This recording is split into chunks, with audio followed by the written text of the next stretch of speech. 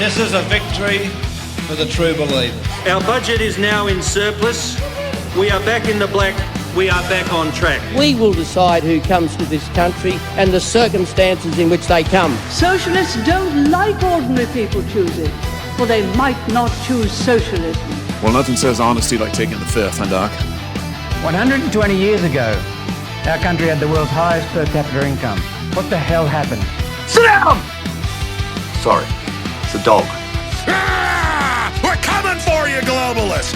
Ah, coming for you!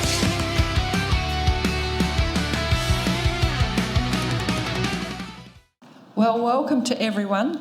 Thank you so much for taking the time to come out this evening to hear from our great speakers. For those of you that don't know me, I'm Deborah Ewell and I'm recently been appointed to the Committee of Australians for Better Government. So I'm the Australians for Australia representative there. So we need to go through these slides. So thank you all for making the effort to come out and giving up some of your Saturday to hear from our speakers, and I'm sure you'll find them very informative. Because obviously, who believes we need better government? Yeah, we all believe we need better government, so that's what we're doing here. Katy's got two hands up. So the Australians for Better Government Committee is composed of Stephen Tripp, who's our President, Tony Bauer, who's our Vice President and Secretary. Recent appointment is Dr Chris Reynolds. Lee Evans is our International Ambassador from the UK. Angus van der Staff is our Treasurer. Katy McCallum is on the committee, as am I, and we've also got Adam Zahra, who's our patron, and you'll be hearing from him a little later as well. So this is the agenda for tonight. We've got Stephen and Katy will be giving us presentations. Scott Challen from the Australian Lobby Group giving us a short presentation. We'll have an intermission, so if you're getting a bit wiggly in your seat. And then we've got Councillor Adam Zahra after the break, and then we're hearing from our keynote speaker this evening, Dr Gary Johns, before our Q&A and close. So you'll notice various trade tables around the room. I've already had somebody ask me, you know, you're all different groups, why are you together? Well, that's part of the point as to why we're here, because it's really important that we all work together to get better government in Australia. There's no point people running off and doing their own thing and saying my way's the only way. Personally, I believe that everybody's doing their bit and we're all undermining the structure from the old structure from different places, and it's not one thing that's going to break that. It's going to be a combination of many things. So the more we can communicate and work together, the quicker and faster we're going to get a good result. So today we've got Scott Challen from the Australian Lobby Group, Katy McCallum from Let's Rethink Renewables, myself from Australians for Australia, Gary Johns, who is amazing at bringing together common sense into politics. I'm going to say he's neither left nor right. He did come from the Labor Party, but he's one of the most down-to-earth, practical men that I've had the privilege of meeting. And of course, we've got ABG. There's also, you'll see the trade tables around the room. So Gary Johns, our keynote speaker, his book about health and unholy conceit is available from Connor Court over here. It's $30. And there's also 3 back issue books there that you can get for $20. And I had a quiet little word before with Anthony, and he said he's happy to do a package deal. Was it $75, Anthony? So you can get 3 back issue books and the current book for that. So that's a really good deal. Just making my way around the room, what's happened to ABG's table? Must be about here somewhere. Oh, it's down the front. So where you came in at the front, you'll see that there's some merchandise on that table. There's T-shirts there for Australians for Better Government for $30. You can get a set of 5 pins. I've got one here about free speech for $15. If somebody hasn't jumped down my throat, I must have got that right. And caps are $35 each. So this is not the only style of cap, but there's an example of a cap for you. And last but not least, we've got the Australian Lobby Group over here. Their T-shirts are also $30 each, and Keith, standing behind the table there, is doing a fine example of modelling that for us. You even get claps, that's amazing. Pins are $10 and the stickers are free. And also, the lobby group would love you to join up, sign in via their QR code, which they've got over there. So basically, we're not aligned to any one party. So none of the groups here tonight are aligned with a party. They're all non-partisan, which means that they support good candidates, right? So it's not party-aligned politics. We're all about education. So all of those groups are about education, public events, policy advocacy, which ABG works to promote greater accountability, transparency and genuine representation of government for the benefit of all Australians. I don't know if you've noticed lately, but it seems that government just does what it wants to do and it really doesn't consider what's in the best interest of the people, and that's why we're all here tonight. So we are helping to begin the discussion on how we can reform and optimise our system and make change for the better. So I've already stated, we're not a political party, right? Nobody here tonight is a political party. We might all belong to different political parties, but we're here to work together. So our mission, we have 6 pillars to our mission. We want to reform the Constitution. We want to make sure there's a true separation of powers, which is not the case at the moment.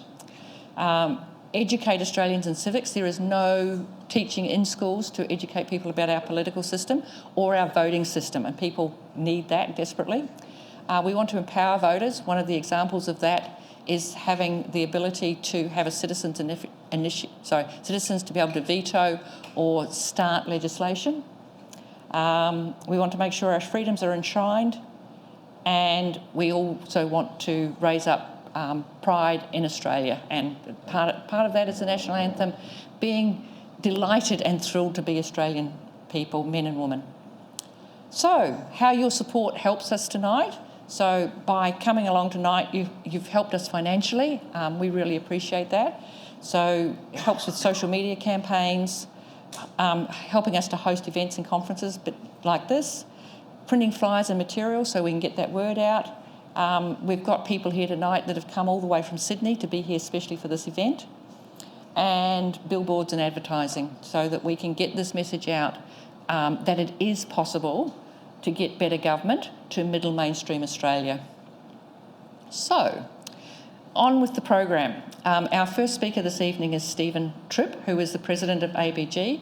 I first met Stephen when I popped down to Sydney for a climate ridiculousness conference, because I really hate the word climate change. I just can't bring myself to say that. So Stephen's always had a keen interest in politics and current affairs. He was the 2022 federal election candidate for the high-profile seat of Warringah. He's remained politically active. He served on the New South Wales State Executive for One Nation and later as Secretary of the Condamine branch of the Liberal Party. He's currently independent of any party, and I've lost the rest of his introduction, but he's a great guy. He works incredibly hard for ABG. I think he does 20 to 100 times more than I do, and ABG wouldn't be doing this event without Stephen. In fact, it wouldn't be doing anything without Stephen, and I have to give Katy a special mention in there as well. It also wouldn't be doing anything without Katy. So without further ado, please welcome to the stage Stephen Tripp.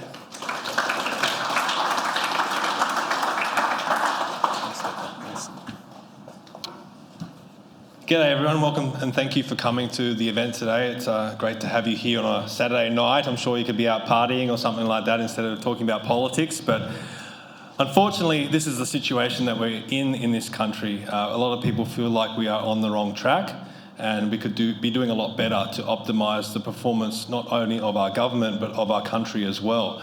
And Australians for Better Government was started in late 2024, early 2025, so we're still in our infancy in a lot of ways. But what we've found so far is that a big part of what we do is not just putting out proposals and solutions on how to fix our government and our governmental system, but it's also educating the public on civics. So what we find is that when we hold events like this and we start talking about our proposals, there's a lot of blank stares sometimes. People are just trying to catch up on how our system actually operates. And a lot of that comes down to the fact that it's not taught in schools. We don't teach civics in our schools anymore, and that's something that Australians for Better Government wants to address. We do hopefully one day want to roll out a civics education course for everyone, not just children but everyone. But that's why we hold events like this, to start talking about our system of government, and through that discussion, hopefully educate people and get them to start thinking about our system of government and whether it's optimal and whether it's performing at an optimal level. Now, we don't focus on the political parties and maybe the personalities. We may mention them from time to time because that's really what cuts through with people. But we don't focus on the symptoms, which we feel are the policies and the personalities. We focus on the structure of our government because we think that's the root cause of some of the things that are really going wrong in this country. So one of the things that we really focus on is the Constitution. And if you read the Constitution, you would see that the Governor-General is mentioned quite a few times in that Constitution. And if you were maybe from another country or maybe reading the Constitution for the first time, you'd be forgiven for believing that the Governor-General has a significant role in this country. Unfortunately, that's not the case. We have a Governor-General that is selected by the government of the day and the Prime Minister and is basically told what to do and what to say. And that's the situation. Now, that's through convention. And what do we mean by convention? Well, the convention is the Westminster system, which is basically a whole bunch of unwritten rules and laws that have been operational for quite some time, goes all the way back to the UK, but it's not actually specifically stated anywhere, including in our Constitution. So an example of that, and now is, firstly, anyone here read the Australian Constitution? A couple of people? Oh, that's good. I'm glad to see Gary Johnson's got his hand up, that's good. Can anyone tell me how many times is the office of Prime Minister mentioned in the Australian Constitution? 0. That's right, 0. Is anyone shocked by that? Yes? You would think that the highest office in the country would actually be mentioned in the Constitution, maybe even defined in the Constitution, the role of the Prime Minister, how the Prime Minister is held accountable. Things like that should be set in stone. I think that goes a long way to explaining why people are so confused with our system of government, because they're questioning, how does it actually operate? We have all these unwritten rules that don't really make sense to anyone because they're not really explained. We just say, oh, well, it's convention. But it should be in black and white. That's at least the view of Australians for Better Government. If we want a serious country, we should have a serious constitution. So if the Prime Minister is not mentioned in the Australian Constitution, how do we get to a situation where the Prime Minister basically runs his party in the lower house, he tells his party what to do in the Senate, so he controls both houses of Parliament, he selects the Governor-General, so now he also runs the executive branch of government, and a lot of times he's selecting judges and basically running having an influence in all 3 branches of government. Now, is that optimal? We need to put that question to the Australian people. And what Australians for Better Government is proposing is we're proposing that the Governor-General is not selected by the Prime Minister and the Governor of the day. Instead, the Governor-General is elected by the Australian people to give the Australian people a say. But that also does something else. What it does, it separates the executive branch of government and the legislative branch of government. Can anyone explain the difference between those two? A lot of blank stares, okay? And that's a big problem, right? Because when I talked about there's no civics education in this country, we should all know what that means. So basically, we're told in Australia we have a separation of powers. And the reason why we have a separation of powers is so we don't have dictators and we don't have an authoritarian regime or anything like that. We definitely don't want that. We've seen that in other countries and we've seen that throughout history. And we have a very unique system where we don't have that in this country, and we've basically had a good government up until this point. For the most part, we could be a hell of a lot better. But we are meant to have 3 branches of government that are meant to be separate and independent from each other. So you're meant to have the legislative branch, which is the Parliament, that's the lower house and the Senate, and that has the power to make laws and change laws. Then you have the executive branch of government, which, if you read the Constitution in Chapter 2, it says that the Governor-General has the power to exercise the role of the executive branch on behalf of the Crown. And the executive branch basically puts those laws into action through its government department. So you have ministers and then the government department. So the Department for Health, Education, Defence, whatever it might be. So they actually put the law into action. And those 2 branches are meant to be separate. And then the 3rd branch is the judiciary, which is the courts, and that rules on the legislation that has gone through. So does that make sense so far? Is everyone keeping up with that? So what ABG is trying to say is that we want a conflict between the branches, not in a hostile way, but to keep each other accountable and to make sure that the best policies are going through for the Australian people. So we want a Prime Minister running the legislative branch of government, and then we want a Governor-General running the executive branch of government. We also want to limit the power of political parties, because if you read the Constitution, you also find that there's no real mention of political parties apart from one section which was an amendment based on casual vacancies for the Senate. So there's nothing that specifies that we need political parties. Now, I think if you walked up to the general person on the street, most people would say, okay, it's probably sensible to have political parties in the lower house because you need a party to form government. But in the Senate, why do we need political parties? The Senate and the upper house, and this includes upper houses of state parliaments, and this was an idea that Councillor Zahra actually put forward, and he's going to elaborate on, hopefully, in his speech a bit later on. If the Senate is meant to be the house of review, then why are they reviewing legislation based on their party allegiances? So you get minor parties in there, and oftentimes in the upper houses you do get a lot of minor parties represented. A good example recently was Senator Ralph Babet. He put forward a bill basically saying that he wanted to push for a referendum for free speech to be enshrined in the Constitution. Now, you would think that most sensible people would say, okay, well, if the Australian people, a sensible person would say, let's put that vote to the Australian people and let the Australian people decide whether they want free speech in the Constitution. And if they say yes, we put it in. If they say no, they don't put it in. Well, that was voted down purely because Ralph Babet was part of the UAP, the United Australia Party. He wasn't part of Labor, he wasn't part of the Liberals, he wasn't part of the club. So they knocked his legislation, and another minor parties as well. They might put forward really great legislation, but oftentimes it gets knocked down because it doesn't fit in with the major parties. So it really begs the question, why are there political parties in the upper houses around the country? So Australians for Better Government says, we want to abolish political parties and political affiliation in the Senate and in the upper houses, so all senators are independent, so it can truly be a house of review. We would also extend that to the Governor-General. So the Governor-General would also not be part of a political party. So you'd only have political parties in the lower house.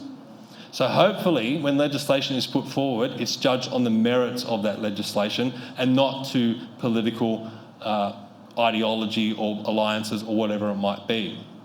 So these are examples of how we optimise our system of government. Another example is Section 64, which is in Chapter 2 of the Constitution, the executive branch. Does anyone tell me what the executive branch does? Is anyone keeping up with what I'm talking about? Still a lot of blank stares. But you can watch this back later. Hopefully you can keep up with me, right? Again, the executive branch of government is your ministers, your departments, and they put the laws into action.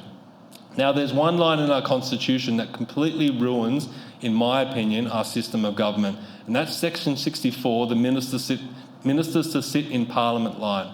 And what that line of the Constitution states is that all ministers are to be selected from, I would say, the suboptimal lot that sits in the Parliament, the Senate and the House of Representatives. Why do I say suboptimal? Because currently you have a situation where people like Richard Marles is our Defence Minister. If you read his bio, it reads as though he should be the Minister for Unions, not the Minister for Defence, because he spent his whole life in the union movement. And we had the Honourable John Ruddock speak at one of our events. He's a member of the New South Wales Upper House. And he said, Richard Marles probably doesn't even know how to fire a gun, let alone be the Minister for Defence. So why do we have this man heading up one of the most important departments of our country, our Defence Force? And you can look at other departments as well. We have Chris Bowen as Climate Change and Energy Minister.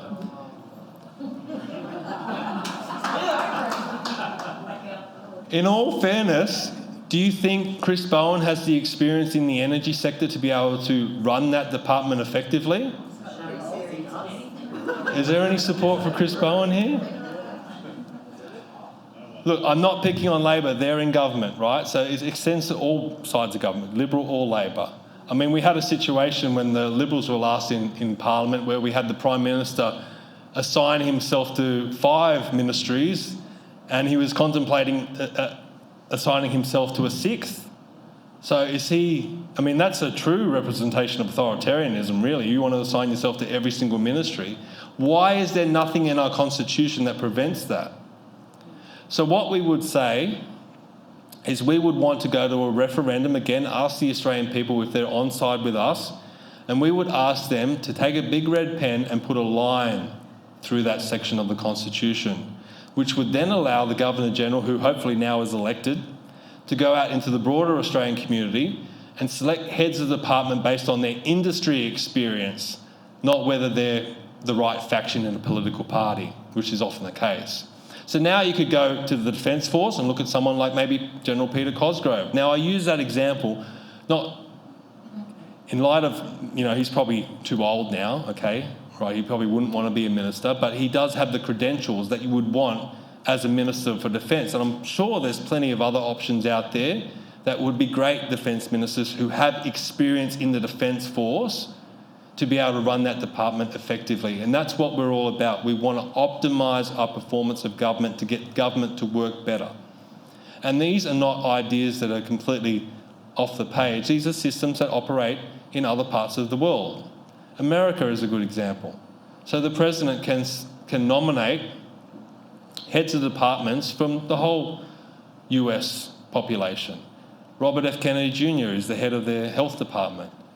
Well, he's not in Parliament, he's not in the Congress, but he was able to be selected because the President felt he was the best person for that role. So the same system would work here. The Governor-General would select these ministers or nominate these ministers to get approved by the Senate. Now, I know I've only got 2 minutes left. There's a lot of proposals that we've got. There's a lot I could talk about. It's all up on our website, australiansforbetter.com.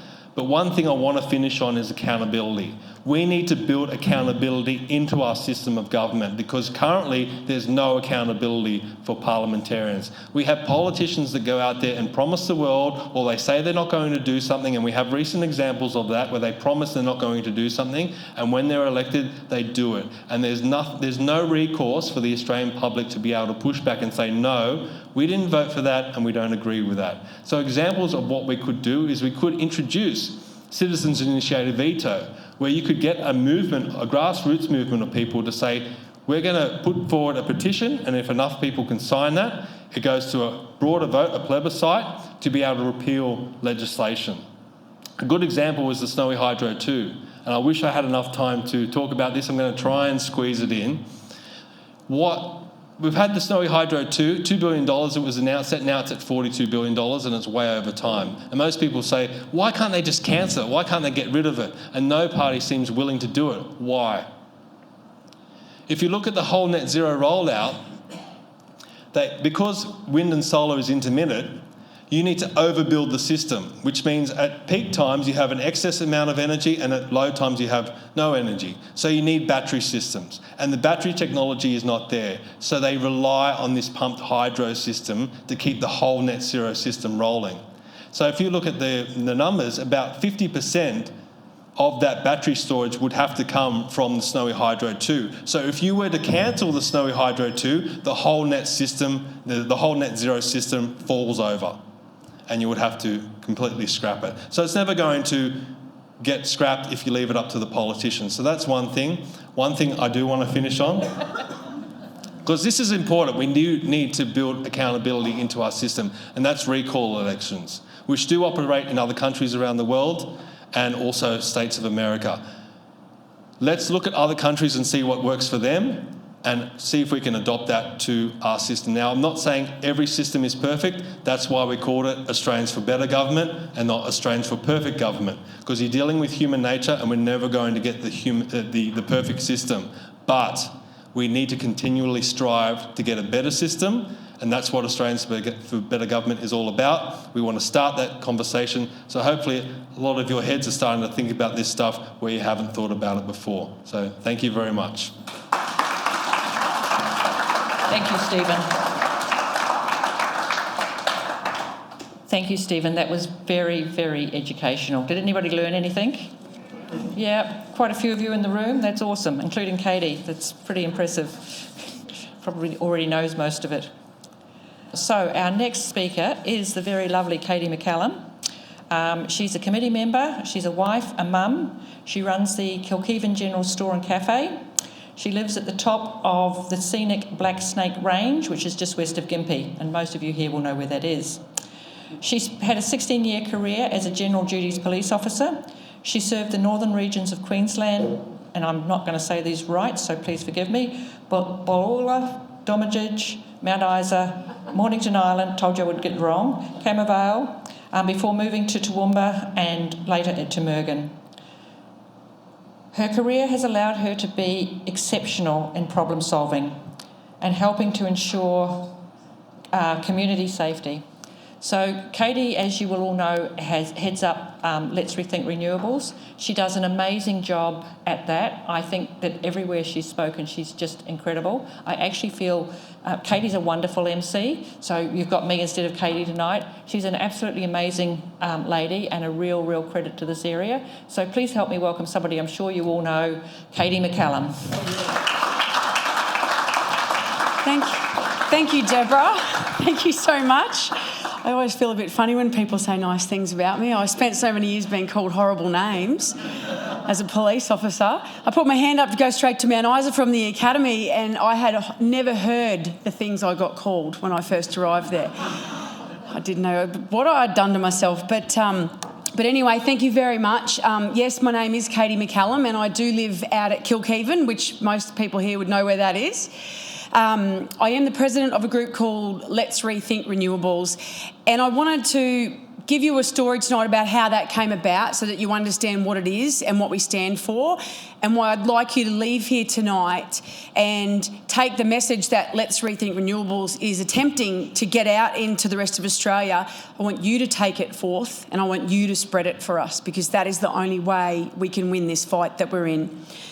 So a few years back, the Queensland government-owned corporation Powerlink arrived on our doorstep in Kilkeven. There's a lot of faces I already know here that know about this. We were just living our lives like all of the people in these communities all around Australia are doing.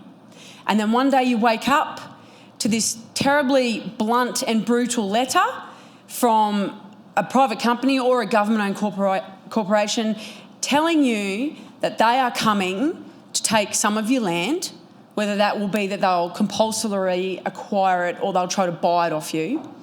And that, this doesn't say it in the letters, of course, but this is what it does, and they're about to divide your community in two.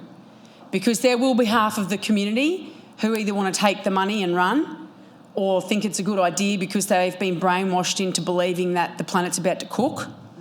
And then you've got the other half, like me, who saw the letter and said, well, over my dead body, are they going to come in here and destroy this community?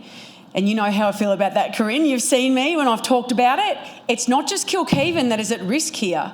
It's the entire of the nation. But for us specifically, because most of the faces here I know come from this region, there's a few faces that have come in from outside of Gympie tonight. Everybody needs to understand that when these companies come in, when these organisations come in and divide these communities, they're doing it to weaken us. They want to put these projects in, and ultimately it will destroy the Wide Bay and Burnett here for us. If Barumba goes in, the HV lines will go in all the way through Kilkeven, running through a greenfield area that's never had any industrialisation in it. And you'll see that solar farm out at Waluga. It's about to be, has everybody seen the increase in size there at the moment? All the trees laying in the paddock, belly up, that they bulldozed last week. That's going to be all solar panels from Widgie right through to Lower Wonga. And once it starts, it doesn't stop. In February, I went down to Dubbo and I did a tour of the Central West Arana Renewable Energy Zone. What's down there is what we've got times 100. They have industrialised the entire area around Dubbo and Wellington, so much so that there's boards on the shop fronts in the main streets of the towns because people have left. So that's the message that we're trying to get out to everybody. And I built Let's Rethink Renewables with my good mate, Jim Wilmot. We started off with our fight against Powerlink, and it just grew and grew and grew. And then I ended up with the National Rational Energy Network, and we held that big Reckless Renewables rally on the steps of Parliament House in Canberra. So we then realised that there was a message that needed to get out, and we put our heads together. And what we came up with is what we believe are the 5 pillars that this nation survives on. Without these 5 pillars, there would not be a nation I love and I hope you all love. And that is our productive farmlands, our rural landscapes, our wildlife habitats, and the 2 most important, our strong communities and our way of life. Because these projects are white-handing this country, and those 5 things are being slowly crippled by renewable energy projects. Once those things are gone, they are gone for good. They are unrenewable. We can't get them back. So we must protect them at all costs. This is the most amazing nation in the world. If they cripple our energy grid and they destroy our productive farmlands and they divide our communities, which we're seeing. We've got families in communities all around this region who don't talk to their neighbours anymore. We're seeing it out west where the turbines have gone in. Families who used to have cups of tea together on their verandas of their homesteads on the weekends, they don't speak to each other anymore because somebody over here signed up and took a whole heap of money for some turbines and left this person here to clean up the mess, and they've got nowhere to go. So that's why we're saying that we really, these 5 pillars, we really need to get our message out. We need to talk to people like you who are here today, and we need you to spread that message for us. Because what we discovered in our fight over the last 5-6 years against this renewable energy BS is that the people in the city, and I don't fault them on this, because if you were born, bred, raised, have never left the city and have never been out of the city, and there's plenty of people like that, you don't understand what our lives are like and how we live. Those people in the city, they don't know about this stuff. And when you try to explain it to them, they glaze over a little bit. So they needed to have a jazzy, palatable, easy to digest campaign that we could put before them so that they understood those 5 things which keep them alive. The farms, the wildlife habitat, the communities, our landscapes. If they're gone, the city doesn't exist either. So we need to bridge the gap between the country and the city, and we're hoping to do it with the message that we have for the people in the city. And that's why we need to get the Let's Rethink Renewables messaging into these places so they can understand what is at risk. But the other thing that we're trying to get everybody to understand is that since probably the late 1970s, this nation has been signed up to multiple United Nations conventions. I'm sure you all know that. I know there's a lot of faces here who understand all that already. Right back when they created the United Nations Framework for Climate Change and had a convention on it, that was in the 70s. Then we went to the Kyoto Protocol, then we went to the Paris Agreement, and everybody knows where that got us to. But what happened by our politicians in the last 30, 40 years signing us up to all these protocols is they have embedded the United Nations woke ideologies about how they want you to live. They've embedded that into every level of how we live. The local council, the state government, the federal government, every company. I talk to people who work in positions in really big companies that we all know about, and they aren't allowed to get certain things approved until they've got the environmental tick, or they've ticked off the list of things that abide by the United Nations rules that they've set upon us. So we need to get out of the net zero emissions targets and requirements that the government's currently placed on it. So we need to get out of the Paris Agreement. And I've had this argument, we can't get out of the Paris Agreement. We signed up to it. Well, bloody well, Donald Trump did it. He's done it twice now. Joe Biden got them back in again and Donald got in and got them straight out of it. We're our own people. We're our own nation. We're a bloody brilliant nation too, can I just say. I thank God every day that this is where he chose for me to be born. We are the luckiest nation in the world. Why are we handing over our energy security to the United Nations and abiding by their rules? They don't live here. Who lives here? We live here. So what we're going to see, if this continues down the path that it is every single thing in your life, it already is, but it's going to get worse, is being priced. It's being amended. Your accessibility to products, it's all being affected by the United Nations, ultimately. You follow the money all the way to the top, you'll find that everything in your life, from your cup of coffee in the morning to the products you buy at the grocery store, your car, your fuel, what your kids are being taught at school, the climate agenda and everything that the United Nations is shoving down our throats is affecting your dollar in your hip pocket. So I've got a mate, he's still in the coppers.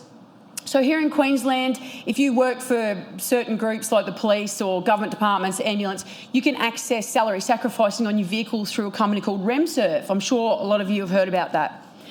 So he went to get a new car, and when we talk about manipulating markets because of the United Nations, this is what I'm talking about. So he goes to RemServe, he gets a quote, and the quote for just the old stock standard little Toyota Corolla that runs on unleaded fuel was so out of touch because the subsidies on the new EV were so great, and they gave him a cashback deal at the start and at the end of his contract that he bought his wife a new EV. So it goes further than that, because who's seen the EVs on the road in Gympie lately? There is that many. I nearly got hit by a Tesla here today. He was angry that I was in a diesel-powered Ford Ranger, I guess, but anyway. At least I'm not chewing up the road like he is with his 600 kilos of battery. The EVs. I was talking to a car dealership owner the other day, and this is where you're finding that our cost of living is increasing. So the particular 4 companies that his dealership has, they have all told their dealerships that they must install EV charge points in their workshops for their brand. You can't just have one generic one, their brand. You've also got to have hoists and lifts, because these cars have to be lifted off the ground in a different way than a normal car because the batteries are welded into the chassis. So he wants to follow the rules so that he can keep the dealership running. He's got dealerships all over Australia. He employs several hundred people. But he can't put the EV charge points into his dealership because there's not enough amperage in the network for him to power them.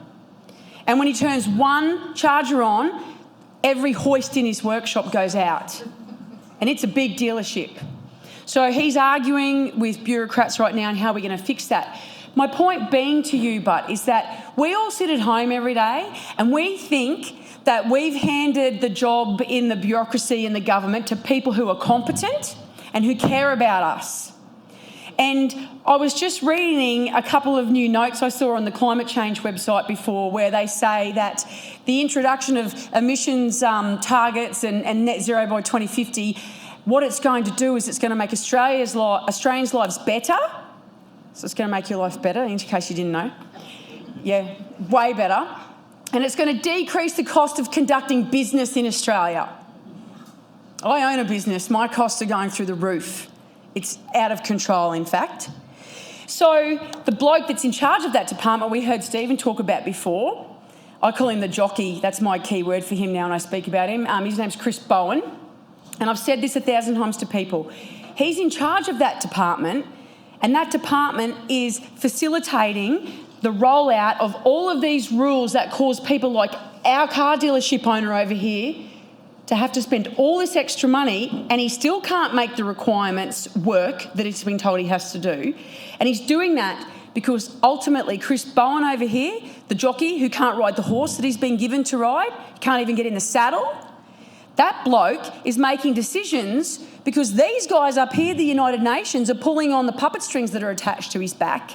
And we're the fodder. We are just the fodder. We are the people at the end of the food chain who have to pick up the cost of all this. And when you can't pick the cost of it up, guess what happens? You just don't get a new car because the new vehicle emissions targets are so big that tradies can't afford to buy a new Ford Ranger anymore. So we're the people who are going to pay the price of all this. Every single supplier that I deal with in my tiny little shop has carbon certification details written on the bottoms of the paperwork that we've got. My brother owns a really big civil construction company. He is so worried about how he's going to maintain all of the requirements being placed on him moving into the future because of all of the federal EPBC laws that are being placed on the industry that he's in.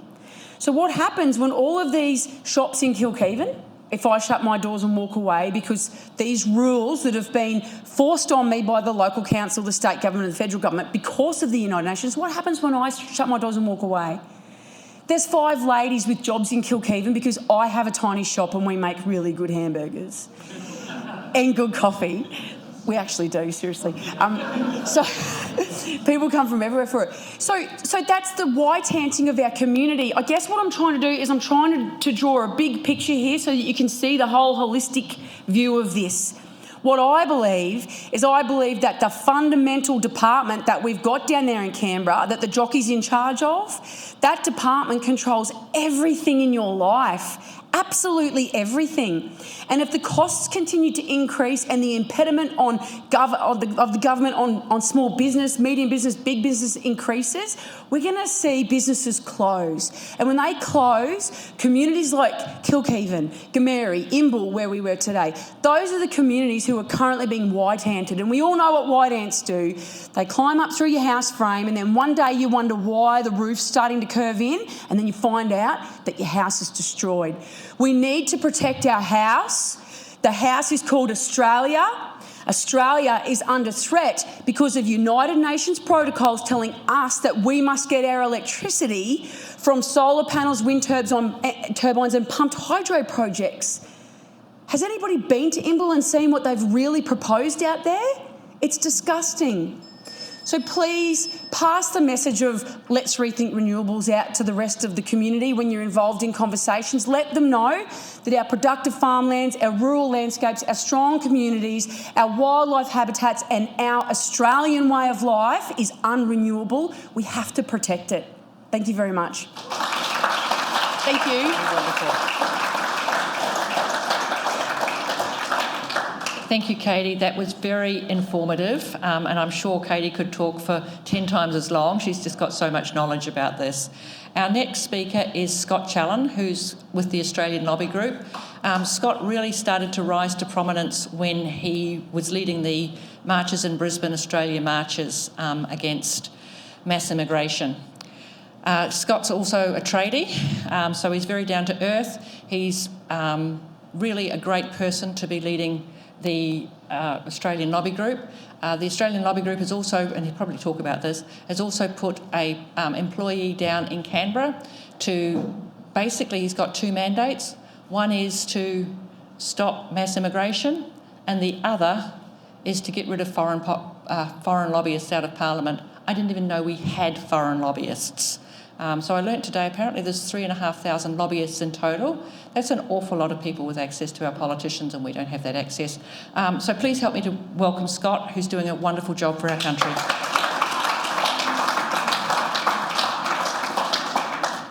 Well, thanks very much, guys. I've got to say, looking at the speaker lineup tonight, I feel very underqualified to be here. But and following up from Katy as well, who's such an excellent orator.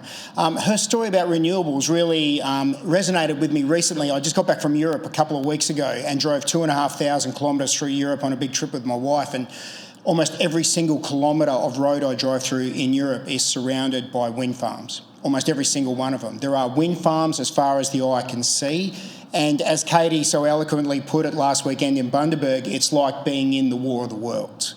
You're surrounded by these huge, giant pieces of machinery that are generating electricity, and when I was driving through France, for a country that has 53 nuclear power plants.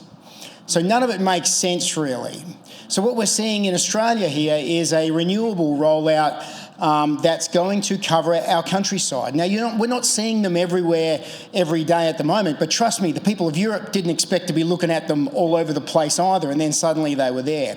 Now, I didn't get up here to talk about Katy's topic, but it was just an observation point.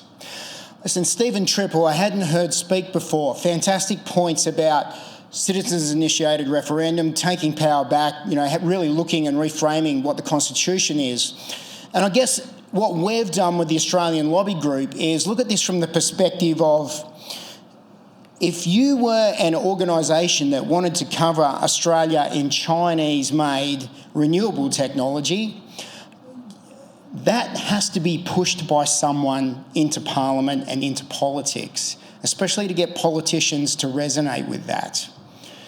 Because as Australians, we think that we vote and we're part of the democratic process, but voting is the least amount you can do when it comes to being involved in how your country is being run. It's literally the smallest thing you can do. It's important, but the reality is this is much more important than just voting.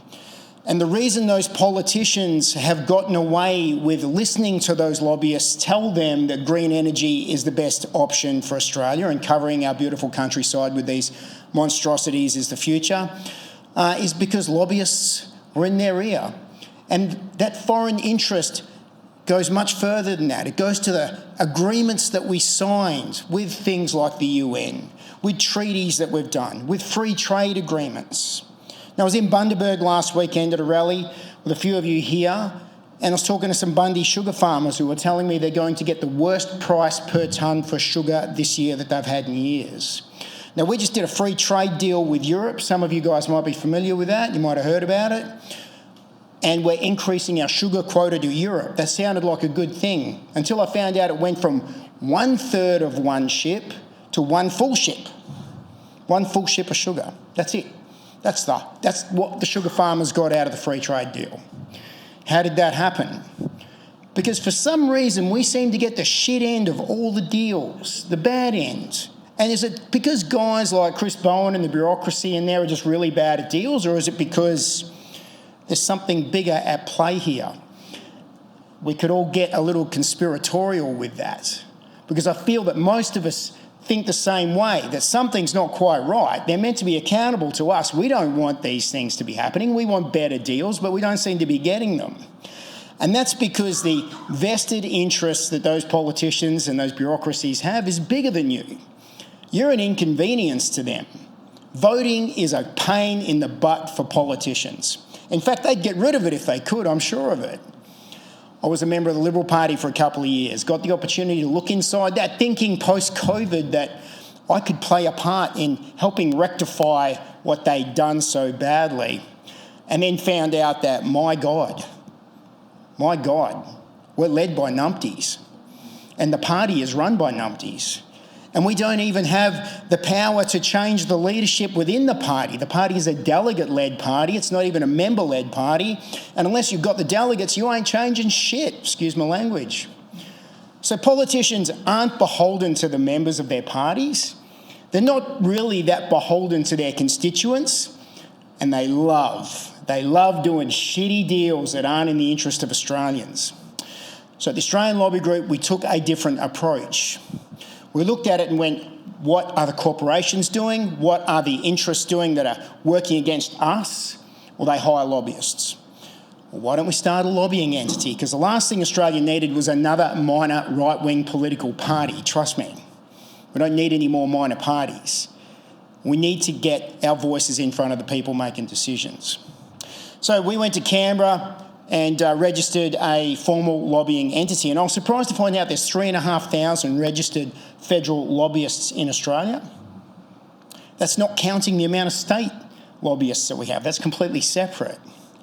If you're going to be a lobbyist, you must be registered with the Attorney General's office, and you must also register your clients with the Attorney General's office. So this is a PTY Ltd company that we've created. It's a company entity, and it's a business agreement. It's a contract that we have with our clients. And who's our clients? You're our clients. You are the clients of the Australian Lobby Group. How do we do that? If we've got to register every client, we created a second entity that is the members of the Australian Lobby Group. And that is the single client that the Lobby Group has. That's it. That's the member base. And we only have to register one name. That's the members. So what we've done is we've essentially used their system, created our lobby group, got tens of thousands of people to sign up to the lobby group. It's been fantastic. It's been an absolute ball terror. And we are representing them. And what are their interests? Well, we went, what are the best 14 policies from all the parties that we like that we can tweak a little to create our members' interests, our clients' needs that we're going to represent to those politicians. Now, they're on our Australian Lobby Group website. Those 14 positions are the backbone or our spine. We've got two key points, and I believe that Deborah touched on them before: ending mass immigration and banning foreign lobbying. And under that banning foreign lobbying, we're also talking about withdrawing ourselves from these shitty trade deals and these UN agreements and global agreements that we've signed up to. That is going to happen. Now, I didn't get in this to lose, we got in this to win. I like to think that collectively, as Australians, we know the voting process isn't working for us. We know that we're not getting the proper representative democracy that we should have in Canberra.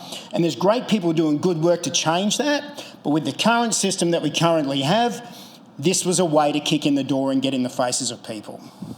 That was how we did it. Now, what are politicians scared of? It's the best paid job they've ever had. Let's be honest about it. Chris Bowen, at best, to be an $80,000 a year car salesman. That's it. At best. At best. We know that. You know, Stephen Miles, the Defence Minister? I believe he's Deputy PM as well, right? Correct? Richard Miles, sorry. Yep. And I'm told by a friend who is a crew attendant in the Air Force that he loves to be called Mr. Deputy Prime Minister, I might add. So, these are the people that we're talking about here. They're not that good. But what they are scared of is pressure. And pressure comes in a lot of different ways. Being organised, getting together and working collectively in their electorates to let them know that they're under threat. And there's a whole bunch of Labor people there that won at the last election when Labor won that massive majority that are first-termers. Some of them got in there by very small margins. They should be under threat. But what are we going to replace it with? What, Team Blue? Are we going to do that again? Have more of that? Because those Team Blue guys have had the same lobbyists in their ears as well. Let's be clear about this. It was Scott Morrison that signed us up to net zero. Didn't talk to the cabinet. You know, Barnaby Joyce supported it. No, I'm glad that he's on Team Orange, but let's be honest about what's happened here, how we got to this situation. So pressure equals outcome. You are pressure. So what we've done with the Australian Lobby Group is formed that from the rallies that we ran in Queensland last year against mass immigration. And some of you guys were at those rallies. We ran 3 of them in Brisbane. Tens of thousands of people turned up to every rally. And we took all those people that came to the rallies and we got them to sign up to the lobby group, and we turned that into a database of people that are now members, clients of the main lobby group, that we can hopefully, when the next election comes around, deploy into those electorates to make a difference. How to vote cards, handing out pamphlets, having conversations like this. More members, more pressure. This is what unions do. This is what all organisations do that want to wield influence. It's about numbers. So the Australian Lobby Group was born out of protesting and rallies. Now, people say protesting and rallies doesn't amount to anything. Well, it did. It amounted to this. And this organisation that's had multiple meetings in Canberra with federal politicians, some good, some bad. But we got commitments from people like Pauline Hanson to repeal 18C and to review things like the 2025 anti-Semitism and hate speech laws. Things that impinge on your free speech and will potentially put you in the crosshairs of being a target by a government that wants to wreck you and shut you up. And it's accelerating now. It's getting harder and faster. There's a reason for that, because they know they're losing control. If an election was called today, I'd be reasonably confident that an Elbow might lose or just hang on. And there'd be a whole bunch of orange people in there. And a whole bunch of people that we would hopefully trust to help push and change the way things currently are. And that's why you guys are here tonight. So I'm encouraging you to join the lobby group. Scan the QR code. Just put your details in there. Let us stay in touch with you and keep you activated. We put a full-time lobbyist down in Canberra. His name's Lachlan Lade. Some of you guys might have heard of him. He's from Proserpine, good country fella. He's run for the Libertarians before. Very experienced young guy, intelligent, smart. We would love to see him become a political candidate at the next election and get him elected. That's wielding power. Where can we find great candidates and get them elected? Now, what we're dealing with here is a lobbying process that has spent the last 50 years, 30 years, 40 years in Australia, building its influence networks into federal politics. What I mean by that is that they've supported, helped, financed young people in those parties, nurtured them through into political offsider roles, working in these offices, then ultimately getting them pre-selected as candidates in their seats and then getting them elected. And then those interests have the ear of that politician, correct? That's what happens. Now, you're in a really unusual situation here because there's a political shift happening in Australia that is rare as hen's teeth. What you're watching right now with the orange wave and the shift in politics here, as some of you know, if you've been watching this for a long time, you realise this is once-in-a-lifetime stuff we're seeing happening. It's rare. Last time I'd seen something like this was 1998 when Hanson won a bunch of seats in Queensland. Some of you people will remember that. This doesn't come around that often. So we've got an opportunity in this window to get that influence. And we've had great meetings with the One Nation people. We've had great meetings with some of the Nationals as well. Some of the people that we'd like to see in federal parliament come this next election, which means that as a lobbyist, I know you. We've spoken with you. You've spoken on our stages at the rallies. We have a relationship with you. Are they going to listen to us? Well, we certainly hope so, and that's the reason why we're doing what we're doing. We believe that this is a gap that hasn't been exploited properly in the Australian political process. We identified that and we went for it. And we went for it because we had tens of thousands of people turn up at our rallies and we knew there was an interest and a demand to get something done. Now, I commend anyone who's actively involved in trying to change the system. It needs to be changed, it needs to be fixed, but first of all, we've got to get the right people in there and get rid of the people that are roadblocking that. Because as Stephen Tripp correctly identified, the House of Review has become a house of FU. That's what it's become. That's what it's become. That's what you're dealing with. Roadblocks everywhere. It can be beaten. We can break it. This is a rare moment. You need to get people around you to understand that, make sure they vote accordingly, learn how to vote, teach people how to vote, and make sure that we can keep the pressure on the people that we've got to get rid of. And that's me for tonight. Thank you very much, guys. Don't forget to sign up on the QR codes. It'd be great to have you involved. Thank you, Scott. That was terrific. So you can see we've heard from 3 great speakers so far tonight, all with very similar ideas about moving this country forward. We're going to take a 10-minute intermission. During that 10-minute intermission, there's a few things I'd like to suggest to you. One is if you've got questions, please go and sign up and write your question down because we'll be taking the questions on pieces of paper at the end. After the intermission, we're going to hear from Gary Johns. You might want to think about popping across to Connor Court and grabbing your copy of his excellent book, Public Health and Unhealthy Conceit, during that intermission time. So the lovely Anthony will be very happy to help you with that. And also you can get T-shirts. You can get 2 T-shirts, one from each stand. You can get one from Australian Lobby Group, one from Australians for Better Government. They're $30 each. Hats, pins, free stickers. So please make your way around and do that. And also please make sure if you want to use the facilities, this is an excellent time to do that. There's a couple through this door here and there's some at the back of the room there. So we'll see you back here in 10 minutes. Okay, well, thank you to everybody for making that a reasonably quick break. Everybody's got so much good information to share. And so our time is getting a little bit away from us, but let's see if we can keep this reasonably on track.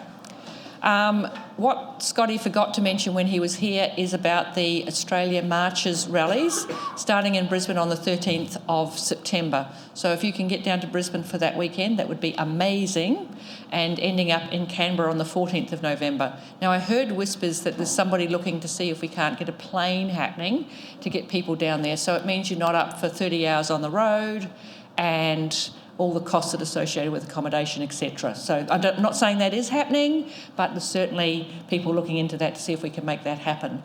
So please sign up at the website, Australia Marches, follow them on socials. They'll keep you informed about that. So on with the program. Our next speaker is Councillor Adam Zahra. Now, I've not met Adam till this evening, but he was thrust into the political spotlight during the COVID lockdowns. and he looked at the poor leadership and decision-making at both state and federal governments, and that motivated him to run as a political candidate. So he got extraordinary results as a minor party candidate in MacArthur in the 22 federal election and in Campbelltown at the 23 New South Wales election. He was subsequently elected to the Campbelltown City Council as an independent in 2024, which is a pretty good effort. So, you know what, we are winning. We are getting some small wins, and we need to celebrate all those along the way. So Adam believes that Australia needs a political solid structure and strong leadership, and I think we can all agree that currently we don't have a solid political structure or strong leadership, certainly not one that's working for the people.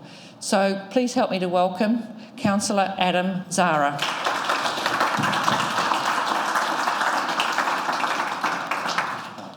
Well, hi everyone. Thank you all for having me tonight. I'm a councillor from Campbelltown.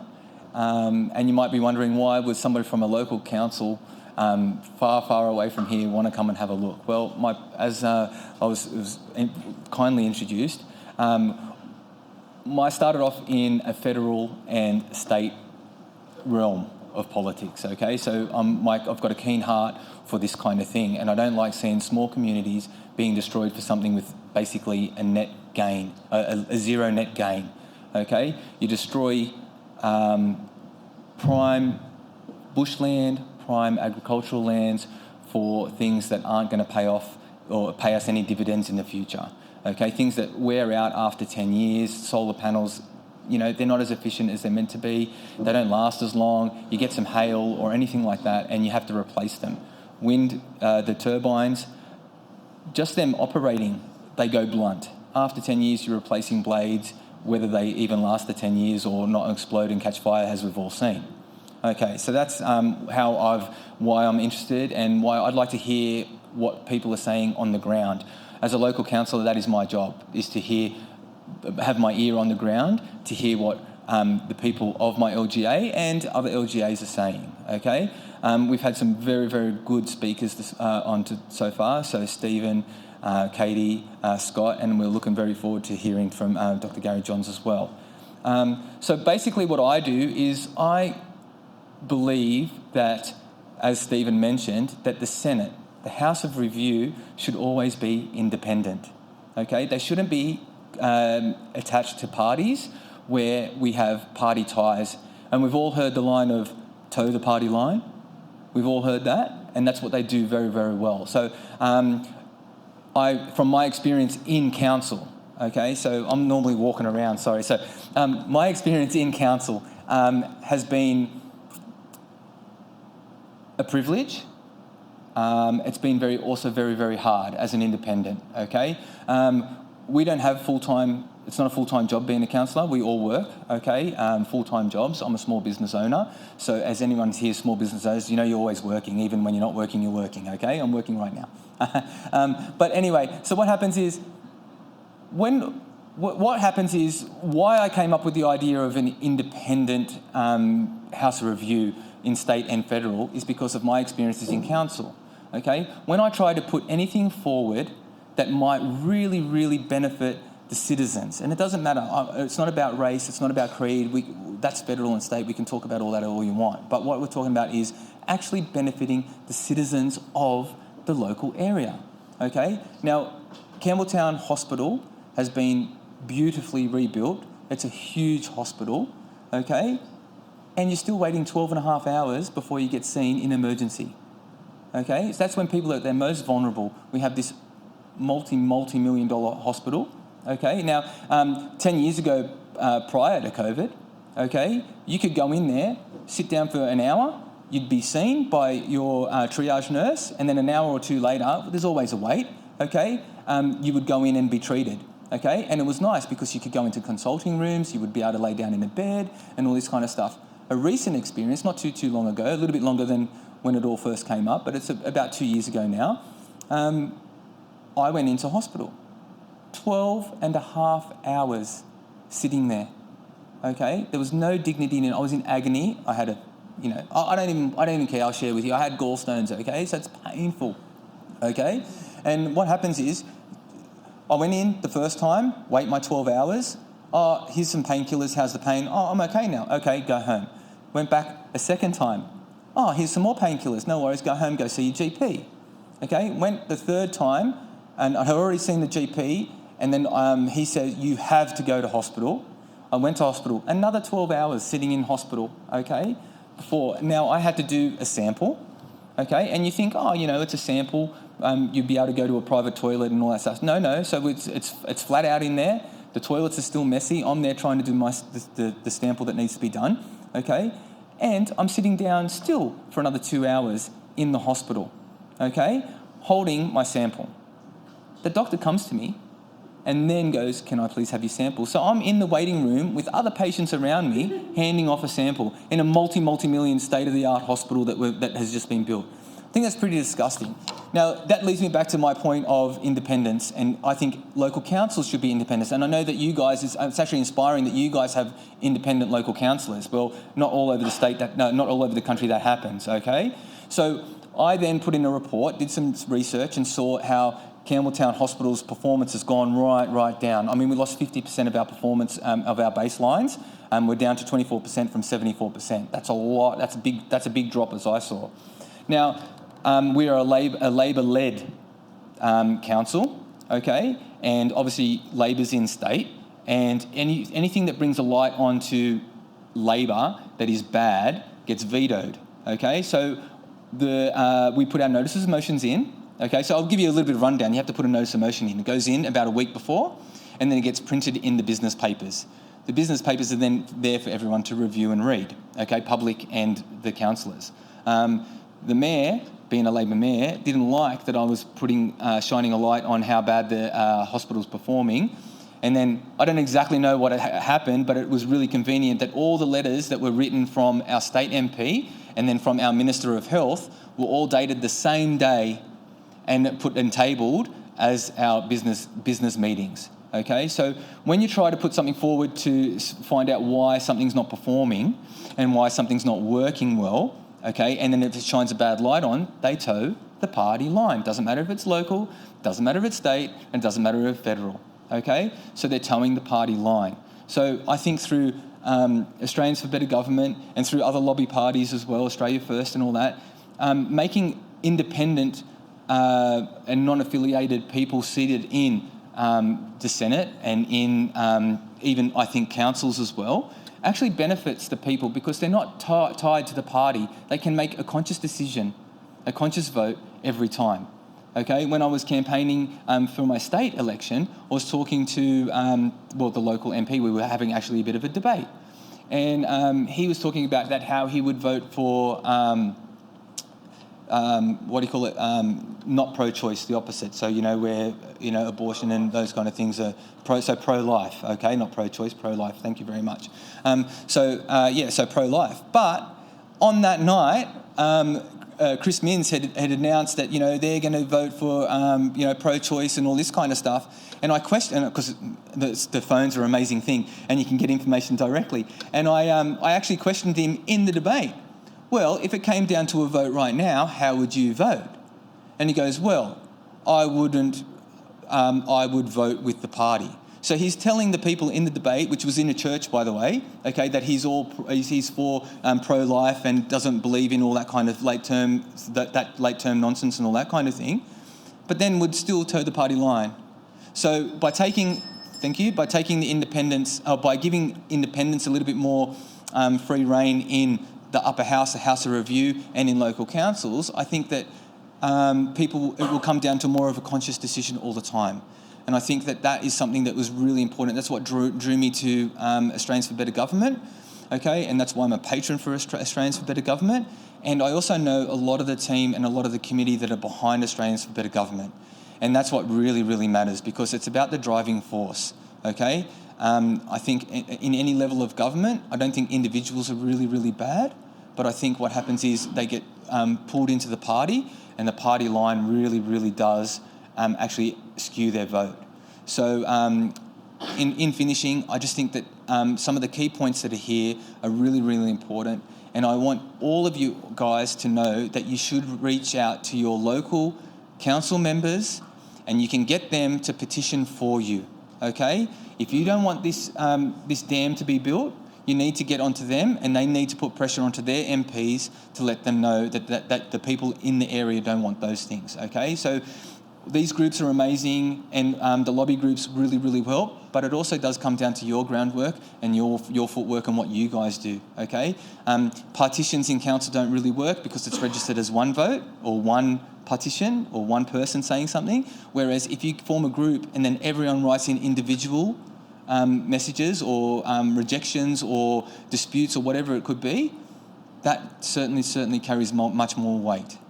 Okay, well, thank you for your time, and I hope I was able to help you with, any information.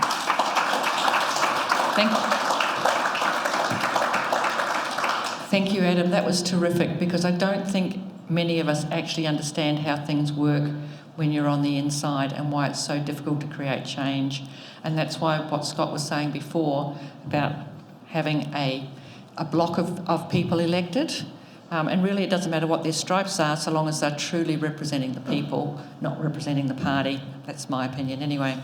So we are at that point in the evening where we have our keynote speaker, Dr. Gary Johns.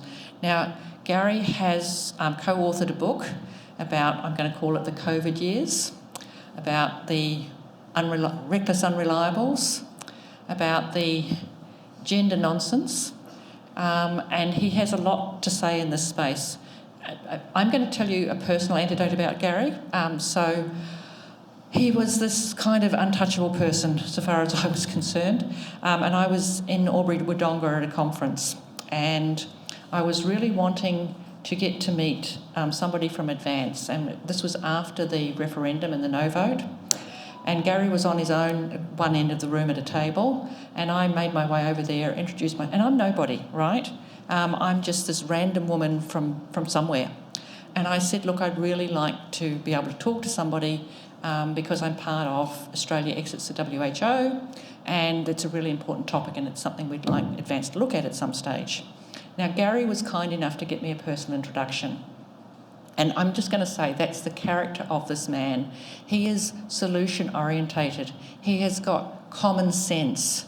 He's looking at problems logically as to how can we fix this. So he's not out there bleating about these are all the problems. He's also looking at, okay, so what has to happen to change that?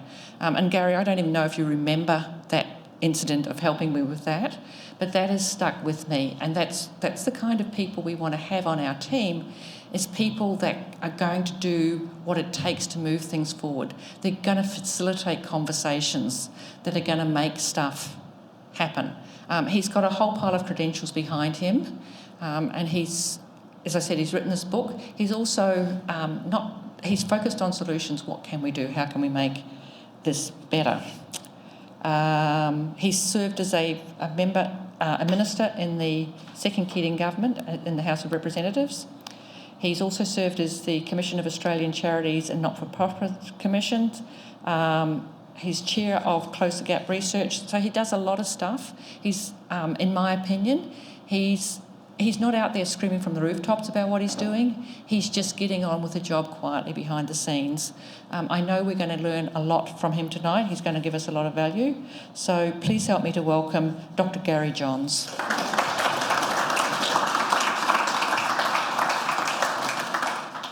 Beautiful. Deborah, thank you very much indeed. It worries me that I was sitting at the end of a table all by myself when you go, but I was at it. Thank you indeed. Now, public health is a very particular thing. I'm not a critic of medical health as such. My beef is when medical practitioners jump into or outside their field and tell us how to solve problems that are not medical. So, lovely illustration from our councillor before. That's an awful position that he was placed in, to have to wait, in a sense, 38 hours, I think it was, to be attended to. One of the reasons for that is because we spend too much money on the wrong things. So some of this book is about why we spend too much money on the wrong things and why it happens. So this is a field that you hear about all the time, especially, say, during COVID, when medical practitioners, very senior people, were telling us how they could save us from one source of risk, COVID-19, but they forgot we had to get on with our lives, and there are 1,000 sources of risk that determine the length and health of our lives. We got obsessed with one thing.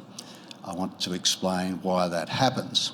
So, there are a lot of people in this country, including departments of health, who think that health is socially determined. And they say, and this is very UN speak, people's access to power, money and resources are the unfair and avoidable difference in health status. If only that were true. And they say no stone is left unturned to help even those who did not ask for it.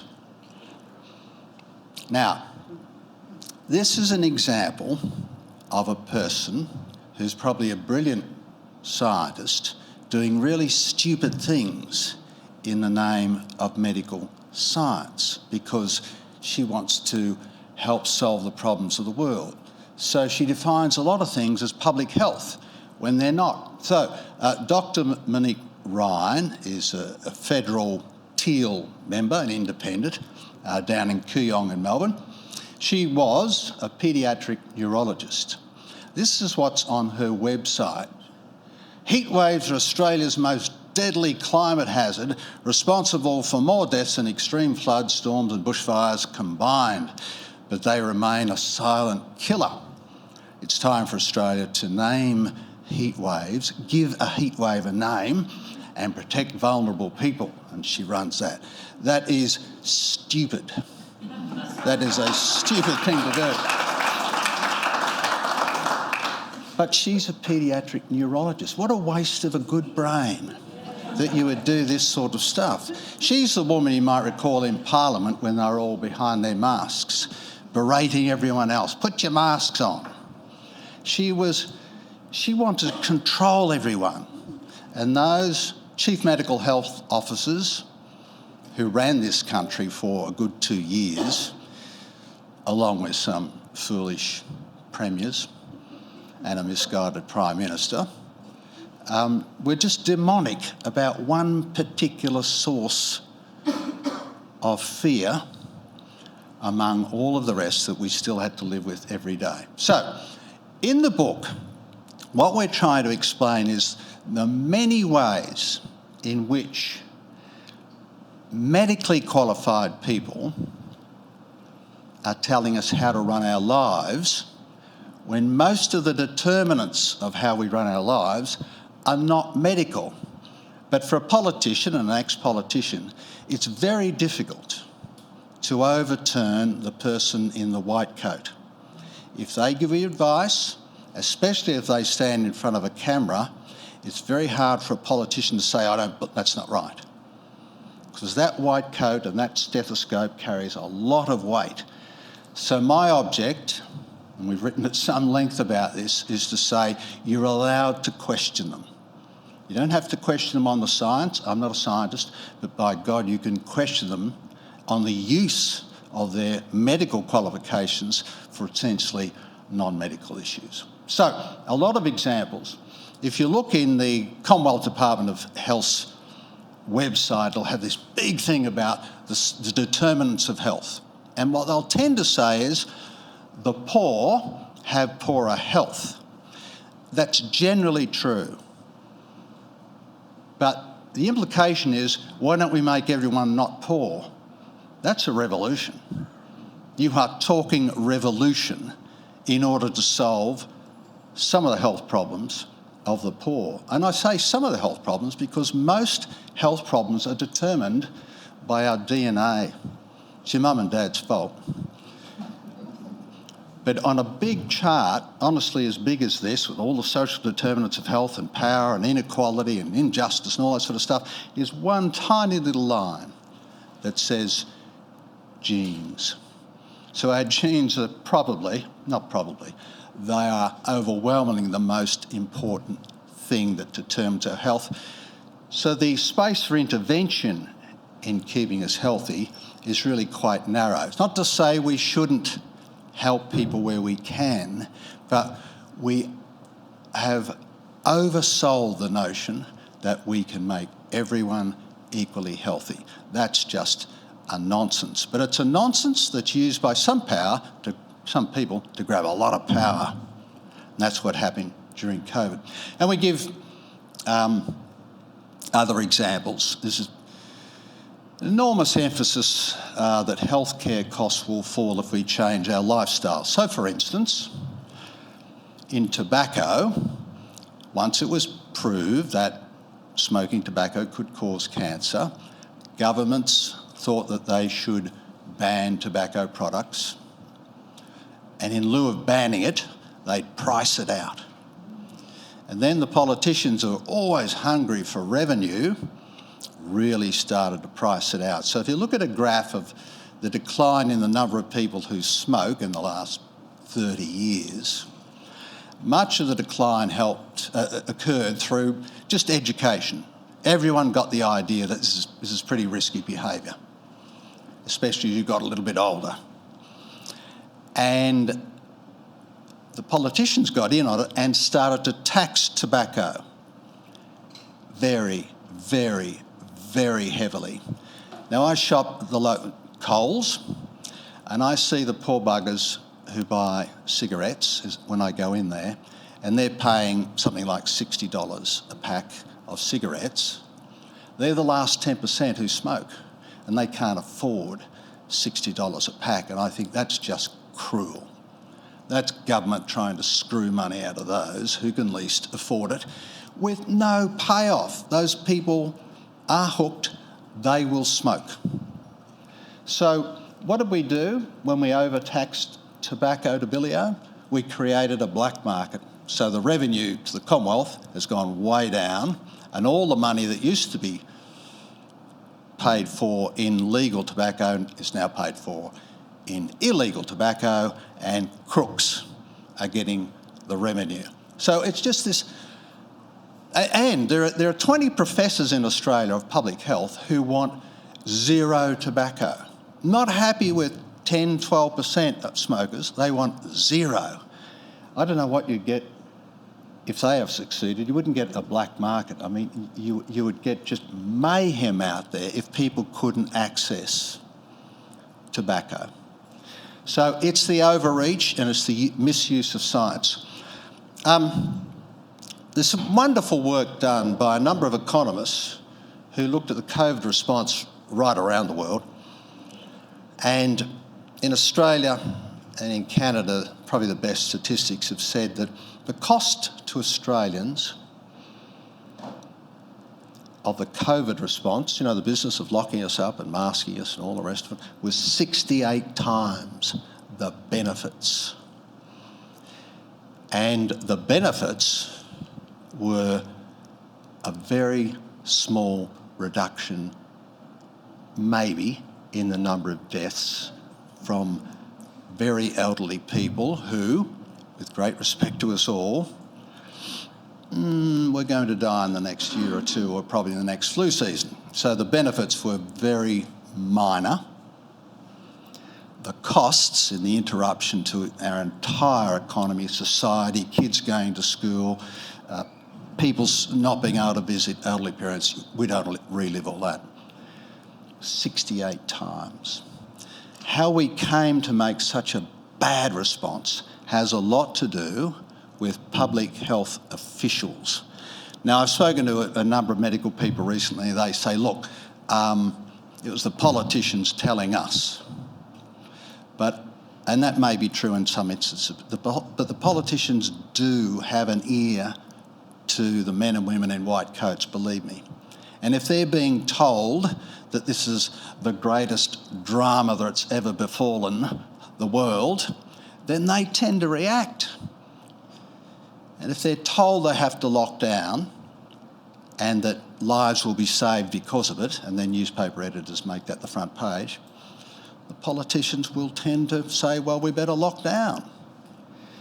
Foolishly, we voted for many of those politicians, but that's another story. Another way in which public health officials and others cost us a lot of money is, of course, the NDIS, with which we're very familiar and which has got away from us. And a lot of that happened by good people lobbying politicians on behalf of disabled children in the main. They wanted them better looked after, better cared for. We all understand and applaud that. But almost without knowing, about 15 years ago, definitions of certain mental health conditions, autism, ADHD, etc., were widened in the US so that it became possible for medical people to say, this child carries this condition, and lo and behold, we had a new scheme which said this scheme will cover a certain number of conditions. So we, if you like, medicalised things that were previously not medicalised. And we're paying about $50 billion a year for a scheme that was never intended for that purpose. Now, I just want to put this in context. I'm not saying we should not all be healthy, of course we should. But if you want to line up for, 38 hours at a public hospital, it's because we misspend a lot of money. We get a lot of things wrong. We scare the pants off people over tobacco, and a lot of money goes to the black market. We scared everyone over COVID, and we spent 68 times, in a sense, what we should have spent on the proper response to COVID. And the other thing is too that we have to be more modest about how we can intervene to help our health, because most of it, as I say, is genetically determined. And the other thing too is that we are wealthier and we do go to the doctor more often. So no matter the brilliance of medical science, we're wealthy enough to want to go to the doctor, and that generates a cost because it's covered by Medicare. And we also get to physios and chiros and all the rest a lot more than we used to do. This is not a bad thing at all. We use more medical services. It's one reason that drives up the costs of medical services. We want that. We live in a wealthy society. This is too difficult to read, Gary, so let's not read it. The message is, we are living longer, but we are living longer and healthier lives, but we are living longer with disabilities. So the real costs of most of our lives comes in the later years. So for all our brilliance, for all our medical science, we are living longer with a disability, and the cost of that continues to rise. So again, we can't afford to waste a penny doing stupid things with money that needs to go to all of this work. We are ageing, we are living with disability, it's very costly. So every single penny needs to go to those who need it, and not wasted on foolish responses to COVID and whatever. Now, very quickly, it's a bit unfortunate, but if you want to lead the healthiest life that your DNA can afford you, do what smart people do. And I read a lot of the material in this, and there aren't many other paths out of this.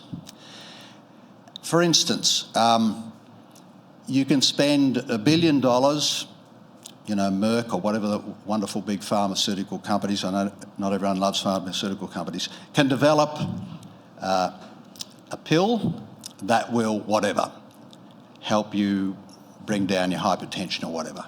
But if you don't take the tablet every day, it has no effect. And so much of the money we spend on pharmacology is simply wasted. People let's say, aren't sufficiently disciplined to do as they're told.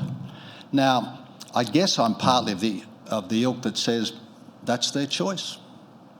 But again, we think if we spend an enormous amount of money on medical interventions, it will solve problems.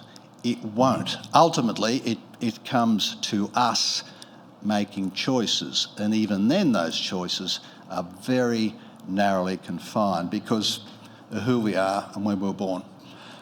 So the intervention is very narrow. Now, one of the things that public health officials have been very good, especially during COVID, for instance, is to say COVID will kill millions. It was never true. So that, and we know the figures now have been reworked many times, if the number of people who died with or from COVID, who are 85 years and older, were taken out of the figures, we didn't have a pandemic. We did not have a pandemic at all. It's the number who were not at that age or, had comorbidities, who died from or with COVID, were actually very small. And for this, we shut down the nation. It was a form of madness and really bad analysis. In fact, we know the fellow who runs Sky News, now News 24, and he told us that during COVID, he made a lot of money because everyone was locked up at home and he was running a 24-hour channel with everyone locked up at home worried about COVID. He wasn't apologising, he wasn't bragging, he said that's the way it was. He had a captive audience, literally, scaring them. A lot of detail here, which you'll find a lot of good case studies in the book, but just very briefly. It's always argued that if we could save people from smoking, it would save on health costs. It doesn't. What it tends to do, it's good to stop smoking, believe me. But the things that are going to take us out later in life are still probably going to happen, unrelated to smoking. And if you stop smoking, you stop paying the taxes on smoking. And if you do keep smoking, you probably won't draw a pension. So there's a saving. Not a laughing matter, Gary, I know. But what I'm saying is the argument by public health officials that they're doing all of us good by stopping people from smoking is wrong. It doesn't save the rest of us any money. I'm not saying it's not a good thing for the person, but the social argument, the public health argument, is just wrong. Same thing on alcohol advertising. This is a different discussion entirely. Again, a bit complicated. But it's basically saying, and you'll read this every other day in The Australian, which is the only paper I read, and I love The Australian, but there's always a medical section. And there's always a breakthrough to, solve whatever it is, cancer of whatever. And we all hope that is true. However, what tends to happen is that people will tend to say you're at risk of developing, say, in this case, breast cancer if you drink. And they tend to confuse different sorts of risk.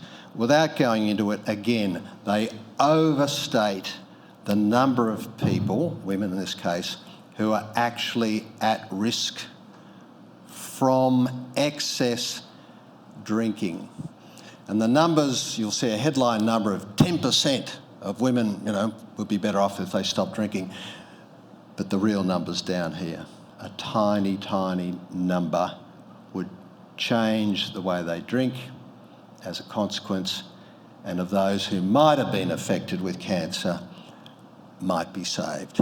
So a lot of headlines in articles that are written about public health are just way overblown, with one intention, to have more intervention. in health. So this is the really interesting part, because Deborah mentioned, I like to get on to, what are the solutions?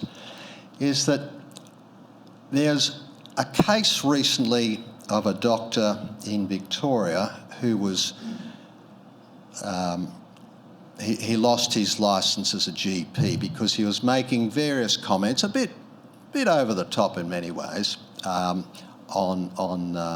Facebook, I think it was. He was a very religious man, anti-abortion, he didn't like the response to COVID and so on and so forth. None of that had to do with his relationship between he as a doctor and his patients. But the medical board rubbed him out. 7 years, I think it's been going on for 7 years now, and he still hasn't got his practicing certificate back. It's too late, really, now, because he's gone off. He had to feed his family. He's gone off to do other things.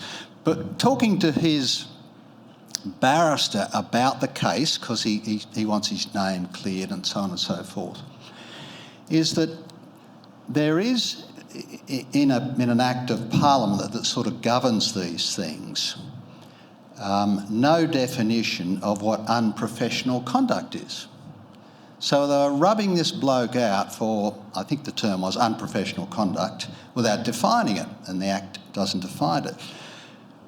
But when I spoke to the barrister, he said, well, what they use is the medical codes of ethics of, say, the Royal College of GPs or the Royal College of Physicians or whatever.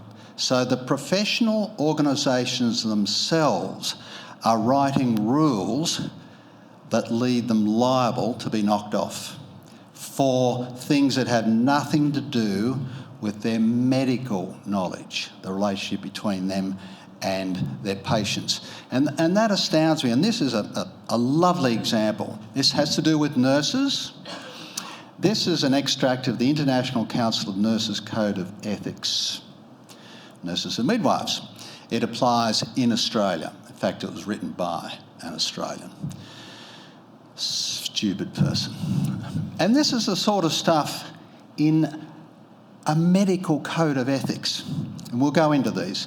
Work towards achieving the United Nations Sustainable Development Goals. Nurses?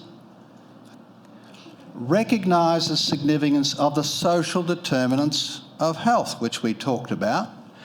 Collaborate to protect the natural environment and aware of the health consequences of environmental degradation, climate change. Medical ethics. It's got nothing to do with this stuff.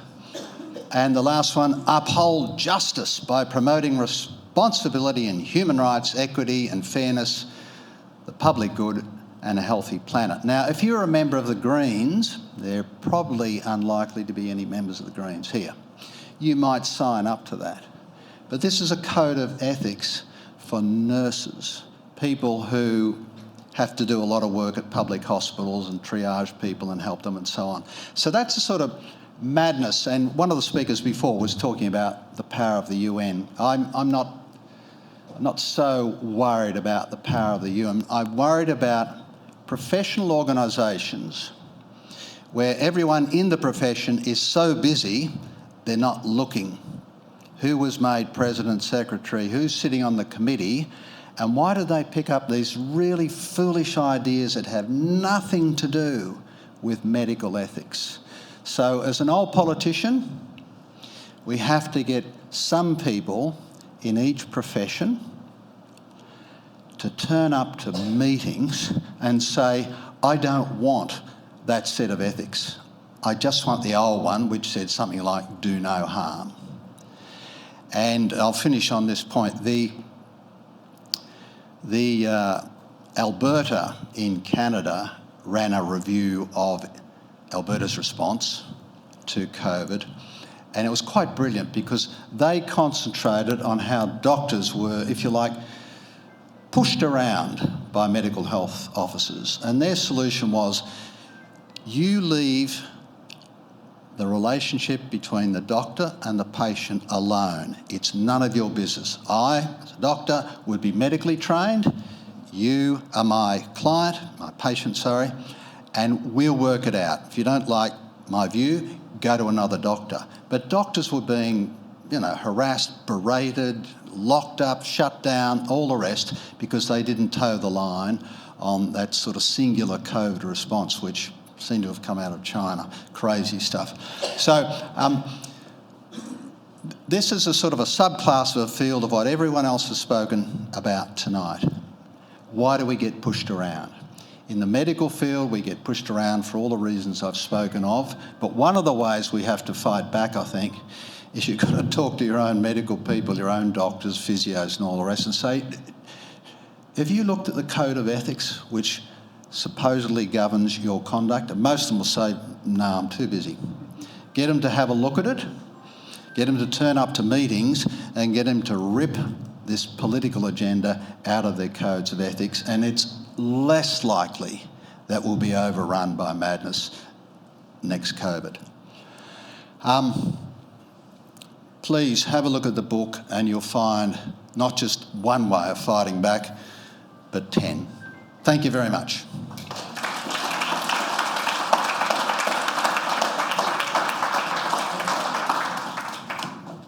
Thank you, Dr. Johns. I think he was the only speaker that finished within his time period, so that was impressive. So please go across to talk to Anthony from Connor Court, grab a copy of the book. I think you'll even get it personally signed tonight. We're about to do our Q&A, so we've got quite a few questions to get through. So if I could have Katy, Stephen, Dr. Johns, because I have questions for all of you, that would be amazing. So I'm going to get started while some people play with their cameras and do that, because my first question is for Dr. Johns. Dr. Johns, will we ever get adequate accountability for Australia's response to COVID? No. Sorry. That was easy. Sorry. Let me expand. No. The Commonwealth has already had a commission, not a royal commission, a commission into the COVID response, and it was sort of like a pro forma written out by a bunch of public servants who predetermined who the vulnerable people to COVID would be. And it was the usual Aboriginal Torres Strait Islander, culled. What's culled now? But it used to, the fancy term now for non-English speaking people, women, blah, blah, blah. It went through. The one they missed was people who are vulnerable to COVID. They simply didn't write it in. So the rest of it sort of followed on like that, and this is very brief.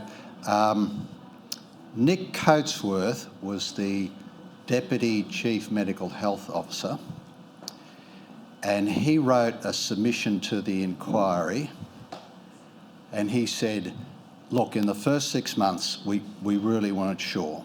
It was panic stations, but after that, we knew this wasn't as difficult as we thought, and we should have changed direction. But he said everyone had locked in.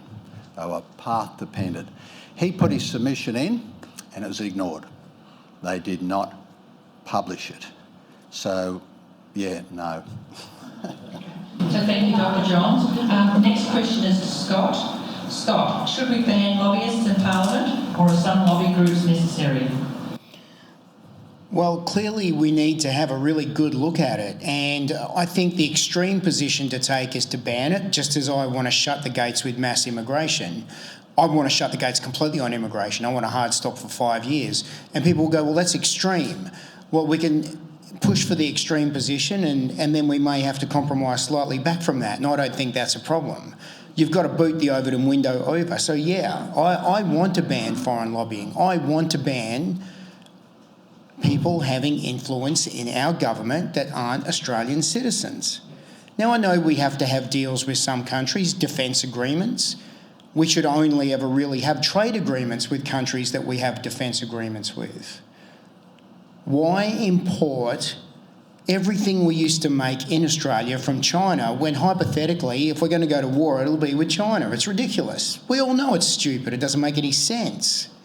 But this is the position that we've found ourselves in. So, yeah, I 100% support banning foreign lobbying, and I believe that we need more accountability in lobbying. I'll also point out that since we registered as a lobbying entity, the Albanese government decided to look deeper at lobbying in Australia. I'll just say that's a coincidence. Very coincidental. If you could pass that down to Stephen, because he's my next target. Stephen, do you prefer introducing a citizens-initiated veto or a citizens-initiated referendum? Australians for Better Government support both. There's, I guess, advantages and disadvantages with both. I think citizens-initiated veto is probably the stronger option because that allows everyday Australians to lobby together, put forward a petition to repeal legislation, and we're seeing a lot of legislation going through the Parliament that the Australian people are just not asking for. Are we asking for a digital ID? I don't see anyone putting their hand up asking for that. I don't see anyone putting their hand up asking for any sort of ban on under 16s from using social media. Maybe some people do. So I think that's the strength of citizens-initiated veto. When it comes to citizens-initiated referenda, that's a little bit more maybe dangerous because you may get some nefarious groups putting some really fancy legislation forward, but ultimately it goes to a vote of the Australian people, and the Australian people collectively decide. So I think that's the safety mechanism. If the majority of the Australian people want something, then that's the society that we live in, and it's up to people that oppose that legislation to be able to formulate a credible argument to push back against it. So I lean more to citizens-initiated veto, but I think citizens-initiated referenda would be necessary for things like enshrining free speech in the Constitution. We're not going to get that unless we have CIR. Thank you. Katy, what would be your first actions if you were elected to Parliament and appointed as the Minister for Climate Change?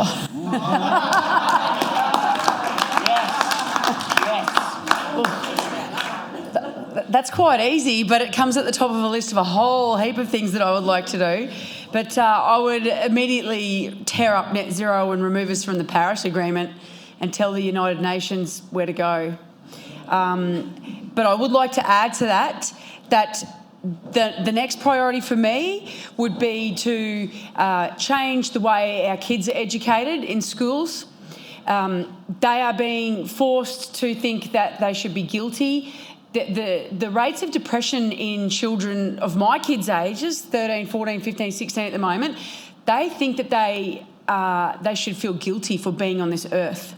They've been told that the climate is changing, that it's all our fault. They look at us, they think it's our fault. They feel guilty because they're breathing oxygen. Suicide's off the charts in this age bracket of children because they've been made to feel guilty for being alive. Like, where do we go wrong? And this all stems from climate change. They've been using it since I was a kid. I was told in primary school that there was an ice age coming and suddenly that changed. Does everybody remember the ice age that was coming to get us? It's madness, right? It's a control mechanism.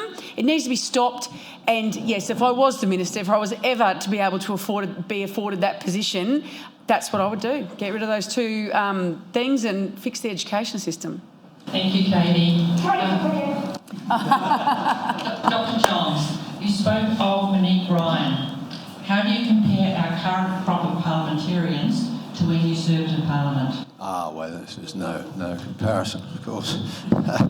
Yeah. Two things. Don't obsess about changing the rules. With great respect to us all. We just had a referendum, right, in 2023, where very wealthy people said we should have two classes of citizen, Aboriginal and not Aboriginal. And thank goodness the rest of us said, look, we don't accept that. Every person should be a citizen equally. But it cost us tens of millions of dollars, a lot of angst, a lot of time wasted when we should have been doing other things. So my plea is, was a dual plea. One, let's not obsess too much about the rules. You'll spend a lot of time mucking around with the rules and you'll get no different result. Now, The quality of MPs, I don't know. They're under a lot of pressure, believe me. The social media, they're out every night.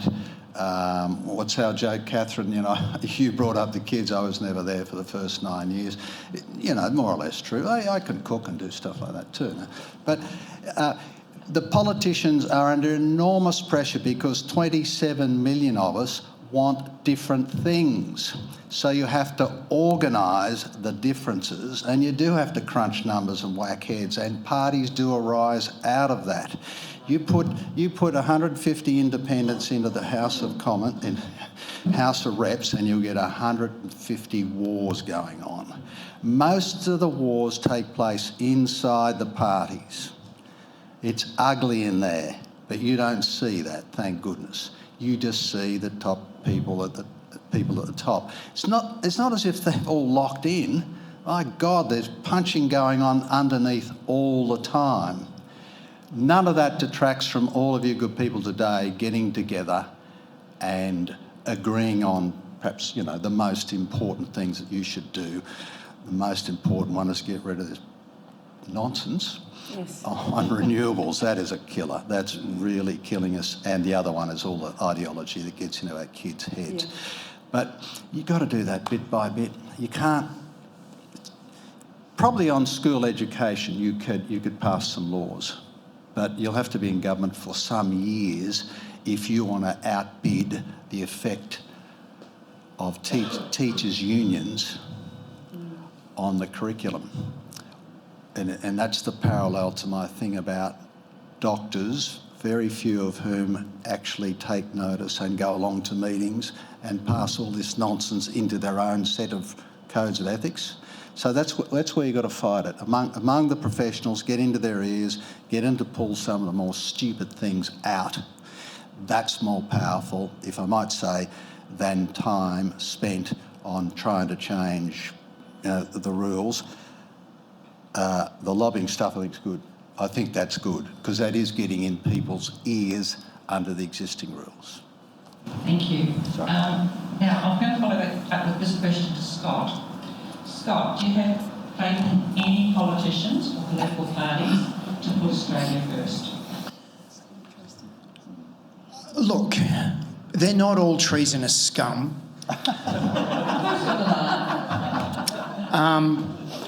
But as I said before, this is the best paid job that many of them will ever have. We saw that great piece from Dr. Monique Ryan, an intelligent lady, highly qualified, you know, but does she really believe the garbage that's on her website? Or is that because she knows that there's a pot of gold funded by Simon Holmes Court down the track there somewhere in White Cannon Brooks? Yep. We know that.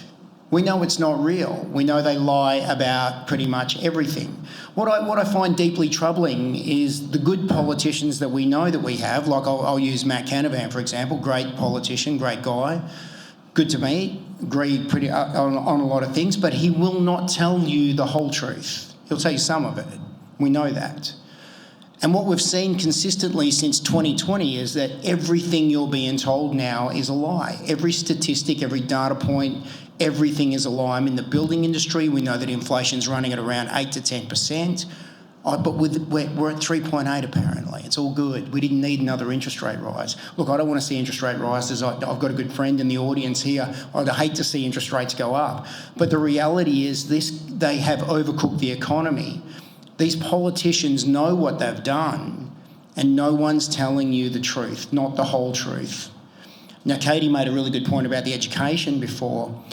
I would love to see the Australia First Patriots that we get elected band together from whatever party they are, whatever allegiance they are, whatever colour they wear, and demand in the first 100 days of whatever the government is, if we have control, if we have the balance of power, that we unwind a lot of shit quickly. And everyone goes, the good doctor here said that it would take time and years. Well, I disagree with that. Because during COVID, we made decisions very, very quickly to shut the economy down. There was a precedent already proven that you can take action quickly when the incentive is there.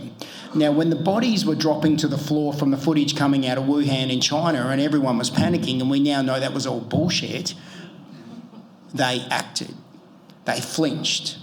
And then the lobbyists got involved, and then the foreign interests got involved, and then suddenly we were buying billions of dollars worth of vaccines from Pfizer.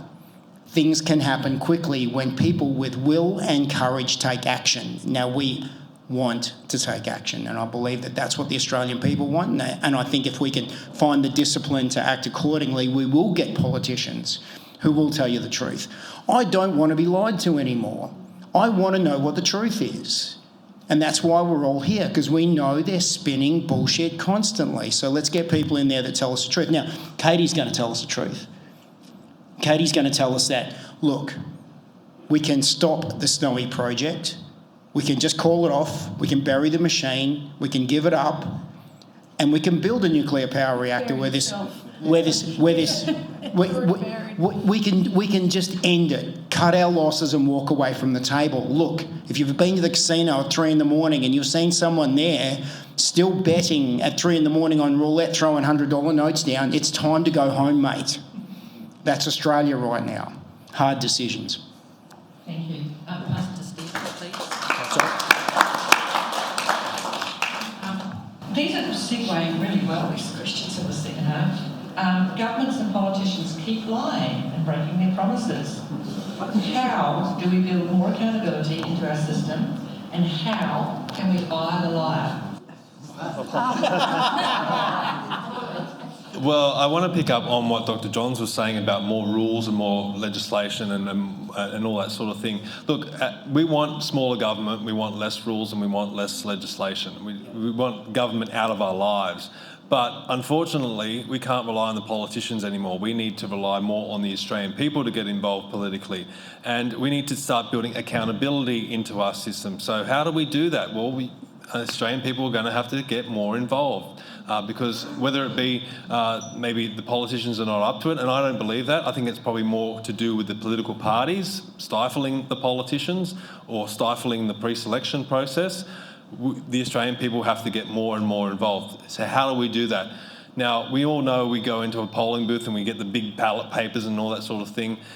We may have to introduce another ballot paper. Now, if you look to America when they vote for their president, they not just vote for their president, they vote for the vice president, they vote for congressmen, they vote for chiefs of departments, they sometimes have constitutional referendums on there. They have a whole host of things on this ballot paper that they go and vote for at election time. Why can't we do similar things here in Australia? When have the Australian people ever been asked on the adequate level of immigration? We've never been asked. So why can't that be on a ballot paper? Set the level of immigration every time we go to a federal election. What about the debt ceiling? We're never asked about the debt ceiling. Why can't the Australian people set the debt ceiling? And then if the government exceeds that, bang, you go to a double dissolution. That's building accountability into the system, because the politicians, they don't want to lose their jobs. They like it in there. So if they know if they're going to exceed the debt ceiling, they're going to go to a double dissolution and likely lose their seat, what do you think they're going to do? They're going to stop spending. So we need to build that accountability into our system and give the power back more to the people.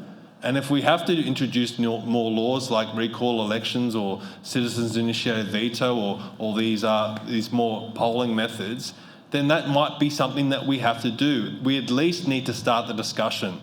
All the proposals that Australians for Better Government are putting forward, we're not saying they're the best proposals out there, but at least we're talking about it. And we want these discussions with people that even disagree with us, because they may come up with better options.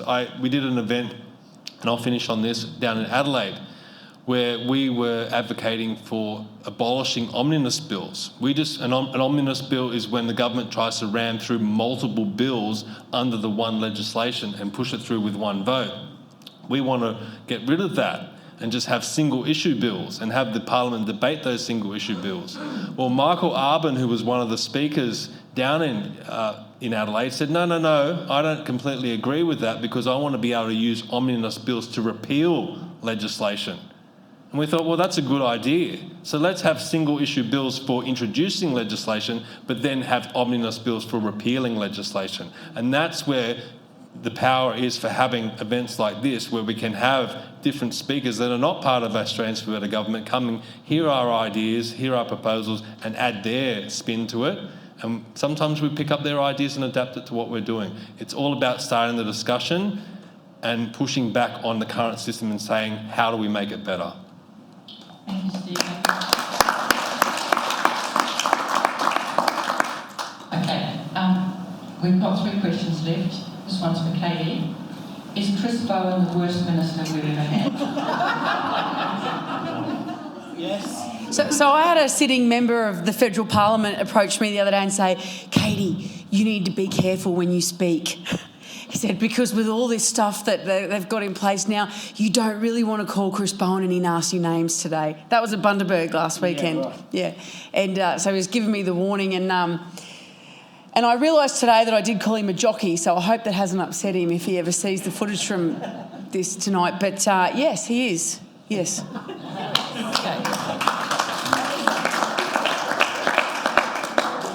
So the next question we have is one that I'm going to take off the table and answer myself. It's what will be done to make the complete constitutional system lawful? And it's talking about the difference between lawful and legal. We can't do anything till we get people into positions where we can do something. And that's not just the politicians, that's also the public servants, or public servants you might have heard them called. And in order to do that, we need to get what I call middle mainstream Australia on board. So that's a debate for down the track. It's not one until we get to somewhere where we can change things. Until we can change things, there's no point going on about what's right and what's wrong, because half the population can't even hear that argument and completely turn off. We have to start with how do we get people into positions where we can start to make that change. The last question that we have is one for all of our speakers, and it's in regard to the UN. And I'm going to start down your end, Scott, so you need to be organised. So what can we do to remove Australia from the United Nations? Just leave. Just leave. Stop paying the bill. Just walk out. It's as simple as that. You're in a bad contract. You walk away from the contract, and there's no reason to stay in it. Let's just do it. It just takes will and courage. It's not fit for purpose in the world that's unfolding right now. Like many institutions around the world and around the country, a lot of these agreements have signed us up to things that just don't work anymore. The UN is no different. I'll take our chances. We'll carry a big stick. We'll walk softly, and we'll be an independent country. On balance, I think we should leave. Yeah. I agree. It's that simple. And we need to get out of the Paris Agreement yesterday. So back to the ballot paper that I was talking about before, that we would be hopefully filling in every election period.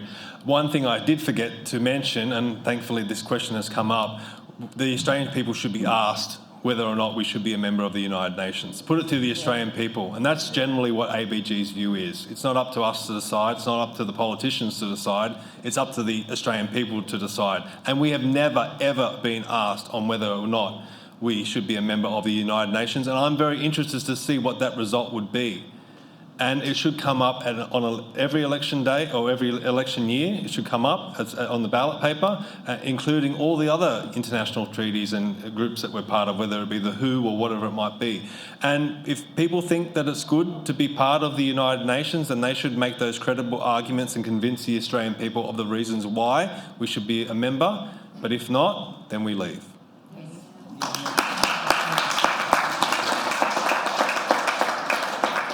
Thank you to all of our wonderful panel. Thank you for your contribution in speaking here tonight. Thank you for broadening the conversation and putting that message out to more people. And so for those of you that are here tonight, the baton's passed to you to also go out and have conversations and talk to people and encourage them to sign up to Australians for Better Government, the lobby group, to read Dr. John's book. There's so many avenues for us to move this forward, and we just need to all work together. So if I could ask all 4 of you to just disappear, that'd be great, and we'll just wrap this up here. So thank you. All right. So as I just said, please get involved. There's a lot of people sitting on the fence, and nothing happens when we sit on the fence. We actually have to make our voices heard. People say going to rallies is a waste of time. As Scott pointed out before, they've created a whole movement from that. We need to get people connected in, joined together, and pulling in the same direction. So to join Australians for Better Government, go to australiansforbetter.com and sign up there. And do we have another slide, Stephen? Sorry, I've no longer got the clicker. I just want to add one more thing, or a couple more things. Firstly, thank you for everyone for coming tonight. As I said, you could be all out partying on a Saturday night, but you've been here to talk about politics, so thank you very much. And hopefully you spread the word of what you've heard here. Maybe tell your grandkids or your kids. I think that's most important. Let's get the youth involved in this discussion as well. And most of all, I want to thank Deborah, because she's hosted this fantastically. She's taken a huge load off my shoulders. Normally I'm the one hosting these, but she's done a great job, and I hope that she can do that in the future and keep taking the load off my shoulders, and she's been a fabulous addition to ABG. So thank you very much, Deborah. And thank you to all of you. Have a safe night.